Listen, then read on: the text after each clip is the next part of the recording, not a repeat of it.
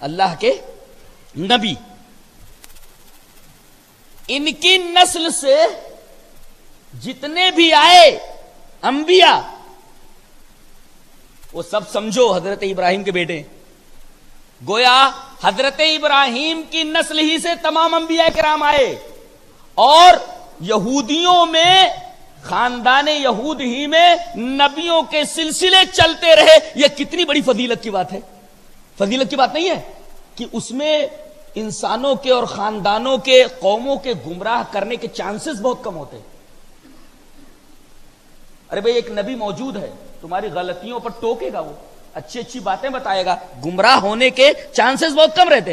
ایک نبی گیا اس دنیا سے، دوسرا نبی آ گیا۔ کتنا بڑا اللہ تبارک و تعالیٰ کا احسان کہ تمہاری نسلوں میں ہی پیغمبر آتے رہے۔ اتنی بڑی نعمت اور کسی قوم کو دی گئی ہے تو اس نعمت کو یاد کرو کہ تمہاری نسلوں ہی کے اندر سارے کے سارے انبیاء کرام آئے۔ یہ اللہ کی کتنی بڑی نعمت۔ تم کو چاہیے تھا کہ تم گمراہی سے دور رہتے، بار بار نبی آ رہے ہیں، کوئی کتاب لے کر آ رہا ہے، کوئی بغیر کتاب کے آ رہا ہے تمہیں سمجھانے کے لیے، کتنی بڑی نعمت ہے، پھر بھی تم اپنی منمانی کرتے رہے۔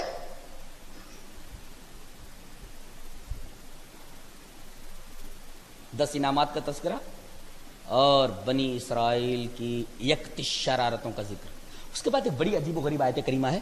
بعض لوگوں نے اس آیت کریمہ سے وحدت ادیان کا فلسفہ کشید کرنے کی کوشش کی ہے۔ آیت کریمہ ہے ان الذين امنوا والذين هادوا والنصارى والصابئين من امن بالله واليوم الاخر وعمل صالحا فلهم اجرهم عند ربهم ولا خوف عليهم ولا هم يحزنون۔ بے شک جو لوگ ایمان لائے یعنی مسلمان، جو لوگ یہودی ہیں، جو لوگ نصرانی ہیں، جو لوگ صابی ہیں، یہ سارے کے سارے لوگ یہودی، نصرانی، مجوسی، اور اسی طرح ایک جگہ مجوسی کا بھی تذکرہ ہے، اور صابی، ان میں سے جو بھی اللہ پر ایمان لائے، یوم آخرت پر ایمان لائے، نیک عمل کرے تو اللہ کے پاس ان کا اجر ہے، اور وہ ایسے ہوں گے کہ انہیں نہ کوئی خوف ہوگا نہ غم ہوگا۔ یہ بعض لوگوں نے یہ کہا کہ اگر یہودی اپنے دین پر رہتے ہوئے اللہ کو مانتا ہے اور اچھے عمل کرتا ہے تو اسے مسلمان ہونے کی ضرورت نہیں، وہ بھی بخش دیا جائے گا۔ نصرانی ہے، وہ بھی اگر اللہ کو مانتا ہے اور نیک عمل کرتا ہے وہ بھی بخش دیا جائے گا۔ یعنی اپنے اپنے مذہب پر رہتے ہوئے اللہ کو مانو اور اچھے عمل کرو، بس بخشش کے لیے کافی ہے، مسلمان ہونا ضروری نہیں ہے۔ بعض لوگوں نے یہ کہا، اور بظاہر اس آیت کریمہ سے ایسا ہی لگ رہا ہے۔ بعض لوگوں نے اسی آیت کریمہ کو بنیاد بنا کر کے وحدت ادیان کا فلسفہ کشید کرنے کی کوشش کی ہے۔ جواب اس کا کیا ہے؟ پیچھے سے بنی اسرائیل کا تذکرہ ہو رہا ہے، بنی اسرائیل کا تذکرہ ہو رہا ہے، اور بنی اسرائیل کی ایک غلط فہمی، اچھی طرح ذہن نشین کرو، بہت عمدہ بات ہے یہ۔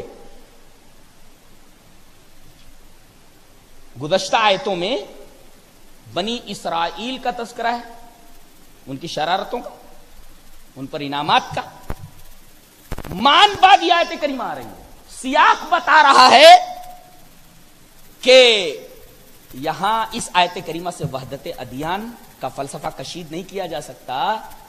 یہاں مطلب یہ ہے، اس آیت کریمہ کا منشا، حقیقی مدعا یہ ہے کہ اے بنی اسرائیل، تمہیں یہ غلط فہمی ہو گئی ہے کہ ہم اللہ کے چہیتے، ہم اللہ کے بیٹے، اور اللہ کو ہم سے اتنی محبت ہے کہ وہ ہمارے درمیان ہی انبیاء کو بھیج رہا ہے، لہذا مدار نجات صرف انبیاء کرام کے خاندان میں سے ہونا ہے، بس ہم نبی کے خاندان کے ہیں لہذا ہم نجات یافتہ ہیں۔ بات قومیں ہیں نا، ہم فلاں خاندان کے ہیں لہذا ہم کو کسی عمل کی ضرورت ہے، ہم نجات یافتہ ہیں۔ تو یہودیوں کو یہ غلط فہمی ہو گئی تھی کہ ہمارے درمیان ہی تمام انبیاء کرام آ رہے ہیں، ہم خاندان انبیاء سے تعلق رکھتے ہیں، اسی وجہ سے ہم نجات یافتہ ہیں۔ قرآن حکیم بولتا ہے ایسا نہیں ہے، بلکہ نجات کا دار و مدار ورچوز کے اوپر ہے، نہ کہ کسی نسل سے ہونا ہے، ورچوز کی بنا پر ہے، عمل صالح کی بنا پر ہے، چاہے وہ یہودی ہو، چاہے وہ نصرانی ہو، چاہے وہ صابی ہو، چاہے وہ مسلمان ہی کیوں نہ ہو، یہ بتایا گیا، چاہے وہ مسلمان ہی کیوں نہ ہو، اس کو بھی یہ ذہن نشین کرنا چاہیے کہ میں اگر کسی پیر سے بیعت ہو گیا، ولی کے خاندان سے ہو گیا تو میں نجات یافتہ ہو گیا. نہیں، ولی کے خاندان سے ہونا، کسی کے ہاتھ پر بیعت ہونا، کسی سے تعلق روحانی ہونا، یہ نجات یافتہ ہونے کی دلیل نہیں ہے، بلکہ نجات کا دار و مدار ورچوز ہیں، نیکیاں ہیں، ایمان باللہ کے بعد اور ایمان بالیوم الاخر کے بعد. یہ مطلب اس آیت کریمہ کا.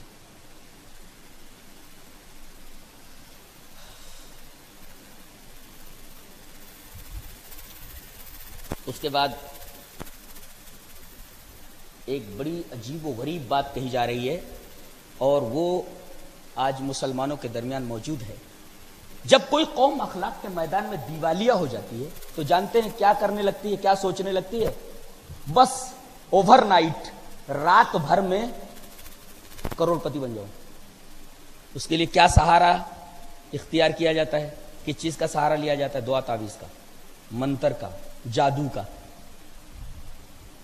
قوم اس بلا میں گرفتار کب ہوتی ہے؟ جب اخلاقی میدان میں بالکل دیوالیہ ہو جاتی ہے. باباؤں کے پاس جانا، ان کے پاس جانا، ان کے پاس جانا. ایسا ہی ہوا یہودیوں کے اندر. وَاتَّبَعُوا مَا تَتْلُو الشَّيَاطِينُ عَلَىٰ مُلْكِ سُلَيْمَانَ. آپ کو معلوم ہے کہ اللہ تبارک و تعالیٰ نے جنوں کے اوپر بھی حکومت عطا فرمائی تھی حضرت سلیمان کو، تو یہ انسانوں میں مکس رہتے تھے جنات. حضرت سلیمان علیہ السلام کے انتقال کے بعد جنوں نے ورغلانا شروع کر دیا انسانوں کو. کہنے لگے کہ اتنی بڑی جو بادشاہت تھی اور ہم جو مسخر تھے سلیمان کے، وہ کچھ جنتر منتر کی وجہ سے ہم لوگوں کے اوپر حکومت کرتے تھے. اتنی بڑی بادشاہت کچھ جنتر منتر کی وجہ سے تھی، اور پھر وہ اسی بہانے وہ ان کو غلط راہوں پر ڈالنے لگتے تھے. اور کچھ لوگ تو آج کے باباؤں کی طرح دعویٰ کرنے لگتے تھے کہ جن ہمارے لیے مسخر ہیں، ہم جو چاہیں ان سے کرا سکتے ہیں. تو یہ کام بھی انہوں نے کرنا شروع کر دیا تھا، اور انہوں نے کہا تھا کہ ہاروت ماروت یہ آئے تھے جادو سکھانے کے لیے. اللہ تبارک و تعالیٰ نے اس عقیدے کا رد فرمایا، کہا کہ ہاروت ماروت یہ میرے دو فرشتے تھے، ان کو ایک خفیہ علم دے کر کے بھیجا گیا تھا ان کی آزمائش کے لیے. پہلے یہ کہتے تھے کہ دیکھو بھائی یہ علم سیکھ لو، لیکن اس علم کا غلط استعمال مت کرنا. دیکھو علم سے مثبت کام بھی لیا جا سکتا ہے اور منفی کام بھی لیا جا سکتا ہے. ارے میزائل اگر بنائی جائے تو دیش کی رکشا کے لیے اگر ہے تب تو ٹھیک ہے، لیکن اگر بلا وجہ کسی کو مارنے کے لیے، کسی کو دنیا سے نیست و نابود کرنے کے لیے، وہ غلط ہے. تو چیز کا ایک مثبت کام ہوتا ہے اور ایک منفی کام ہوتا ہے. تو اس کلام کا جو مثبت کام تھا وہ نہ لے کر کے یہ لوگ اس کو منفی کاموں میں لینے لگے. اس کلام کے ذریعے سب سے گھناؤنا کام جو انہوں نے کرنا شروع کیا وہ یہ تھا کہ میاں بیوی کے درمیان تفریق کرا دیتے تھے. اس کا مطلب وہ علم ایسا تھا تو اچھا علم، لیکن اس سے منفی کام لینے لگے، میاں بیوی کے درمیان تفریق کرانے لگے. اچھا یہ بتاؤ، میاں بیوی کے درمیان اگر تفریق ہو جائے تو اس کا اثر کیا پڑتا ہے؟ اثر یہ پڑتا ہے کہ شوہر بھی جنسی بے راہ روی میں مبتلا ہو جاتا ہے اور بیوی بھی جنسی کجروی میں مبتلا ہو جاتی ہے. اگر ایسی بلا عام ہو جائے تو پورا کا پورا معاشرہ جنسی بے راہ روی میں مبتلا ہو جاتا ہے. اللہ تبارک و تعالیٰ نے یہودیوں کی یہ حرکت جو بیان فرمائی ہے، آج دیکھیے